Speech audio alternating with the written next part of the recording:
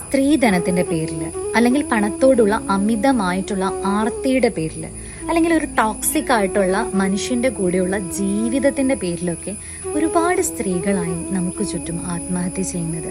ഇതിപ്പോ ഒരു തുടർക്കഥയാണ്.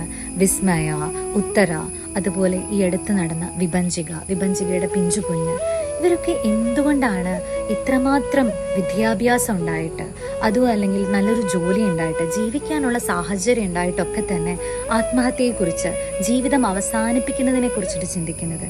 ഇത്തരം സാഹചര്യത്തിലൊക്കെ നമ്മൾ ചിന്തിക്കേണ്ട 4 എസ്സുകളുണ്ട്. അതിലൊന്നാമത്തെയാണ് സിറ്റുവേഷൻ എന്ന് പറയുന്നത്. നിങ്ങളുടെ സിറ്റുവേഷനെ നിങ്ങൾ തന്നെ അനലൈസ് ചെയ്യുക. ഞാനിപ്പോൾ ഈ ജീവിക്കുന്ന സിറ്റുവേഷൻ എനിക്ക് ഓക്കെ ആണോ, ഓക്കെ അല്ലേ? അതിനെ പറ്റിയിട്ട് ആദ്യം തിരിച്ചറിയേണ്ടത് നമ്മളാണ്. അതും അല്ലെങ്കിൽ നമ്മളിപ്പോൾ ജീവിക്കുന്നത് ഒരു ടോക്സിക് ആയിട്ടുള്ള മനുഷ്യന്റെ കൂടെയാണോ? അങ്ങനെയാണെങ്കിൽ നമ്മൾ ഇതിന് എന്താണ് ചെയ്യേണ്ടത്? നമുക്കിവിടെ ഒരുപാട് ഓപ്ഷൻ ഉണ്ടല്ലോ. പറ്റാത്തൊരു ജീവിതത്തിൽ നിന്ന് ഡിവോഴ്സ് പറഞ്ഞിറങ്ങി പോവുക എന്ന് പറയുന്നത് അത്ര മോശം കാര്യമൊന്നുമല്ല. അവിടെ സഹിച്ച് ക്ഷമിച്ച് നമ്മുടെ മരണം വരെ കാത്തിരിക്കേണ്ടതായിട്ടുള്ള ഒരു കാര്യമില്ല. രണ്ടാമത്തെ കാര്യം എന്ന് പറയുന്നത് സെൽഫ് റിയലൈസേഷനാണ്. വിദ്യാഭ്യാസമില്ലേ, നല്ലൊരു ജോലിയില്ലേ, നമുക്ക് ചുറ്റും നമ്മളെ സ്നേഹിക്കുന്ന മനുഷ്യരില്ലേ? മൂന്നാമത്തെ എസ് എന്ന് പറയുന്നത് സൊല്യൂഷനാണ്. സൊല്യൂഷൻ ഫോക്കസ് ചെയ്യുക എന്നുള്ളതാണ്.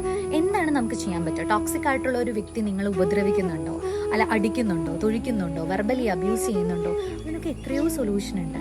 നാലാമത്തെ എസ് എന്ന് പറയുന്നത് സപ്പോർട്ട് സിസ്റ്റം ആണ്. നമ്മുടെ കസിൻസ്, നമ്മുടെ സുഹൃത്തുക്കൾ, നമ്മുടെ കൊലീഗ്സ്, നമ്മുടെ പാരൻസ്, നമ്മുടെ മക്കള്, അങ്ങനെ ഒരുപാട് പേരെ കുറിച്ച് ചിന്തിച്ചു കഴിഞ്ഞാൽ ഈ വ്യക്തി മാത്രമല്ല നിങ്ങളുടെ ജീവിതം എന്ന് മനസ്സിലാക്കാനായിട്ട് സാധിക്കും. എല്ലാവരുടെ അടുത്തും തുറന്ന് സംസാരിക്കാനും നമ്മുടെ കാര്യങ്ങൾ ഷെയർ ചെയ്യാനും, വേണ്ടി വന്നാൽ ഒരു എക്സ്പേർട്ട് ഒപ്പീനിയൻ ഒക്കെ എടുക്കാനായിട്ട് മടിക്കേണ്ട ആവശ്യമൊന്നുമില്ല.